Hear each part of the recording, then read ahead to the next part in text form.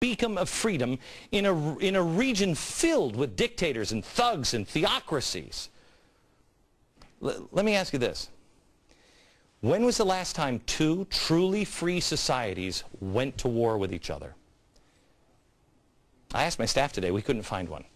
Maybe you can. Cass Sunstein. Yeah, we don't agree on anything. He's graciously pointed out there's never been a famine under nations that have capitalism and freedom. So why wouldn't the smart thing to do stand up for the one who has freedom and capitalism? Stand up for the country that is more like us. Look, I'm not playing the world's game. Okay? I don't want to go to war. I don't want to go to war for Israel. I ain't going to fight anybody's battle. I'm tired of it. But I'm also not going to play the game that everybody deserves a trophy. America is just like everybody else. There's no such thing as American exceptionalism. There's no difference between Iran and Israel. There is. Who the heck are our friends now in the Middle East?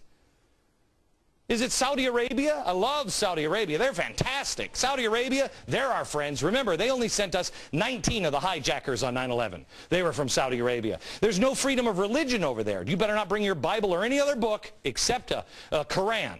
The practice of non-Muslim religions prohibited. It's even against the law to be something other than heterosexual there. But don't worry. Liberals, don't worry. Those are your friends. They only punish homosexuality with lashings, prison, and in some cases, execution. Of course they're our friends. They're just like us, aren't they? A few years ago, a Saudi girl was sentenced to 6 months in prison and 90 lashes after being gang raped. Why was she gang raped? She was alone with a non-relative man. I mean, it's her fault. She deserved it. Okay, so Saudi Arabia must be our friend. How about Egypt? The police there don't deal with domestic violence. Women are not treated as individuals. No, no, no. They're wives, they're mothers, they're daughters, but they're not individuals. You think we're bad with torture in Guantanamo? You ain't seen nothing. Using torture is practically routine for the Egyptian police officers. They're our friends, like them. How about Syria? This is only the country where marital rape is not a crime. No. She's your wife. You'll have sex with her whether she wants it or not. And if you get a break in the courts, if you murder somebody, as long as it was an honor killing.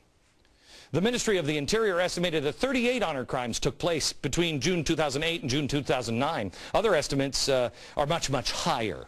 But, I mean, who wouldn't want to live in a country and count them as our friends where the word honor is used to describe murder? How about Iran? If you oppose opposition to the government there, you risk arrest. The practice of arbitrary arrest, detaining without charge, torture, common. No big deal. Gee, which is the one country in the region that doesn't do any of these things? Which is the one country that actually lets people drive? Women, yes! Women can work and drive. Guess which one? Israel. They care about domestic violence. They don't give slack to honor killings. You can be a Muslim, you can be an Arab, you can be a Jew, it doesn't matter. What is wrong with us? What the hell is wrong with us? And why are we silent? They're standing up in the streets. I want to show you some stuff that's happening in the streets here of New York and all over the world. And who's doing it? I'll show you. And the media is just doing their little game. And America. We're being trapped into a box. We're being trapped into a box.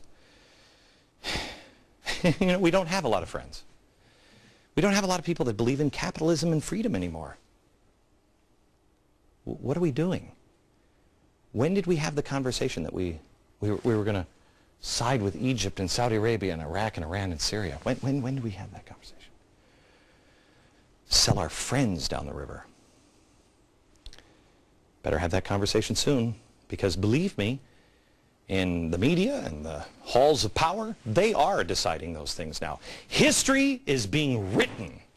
Are you going to participate in history?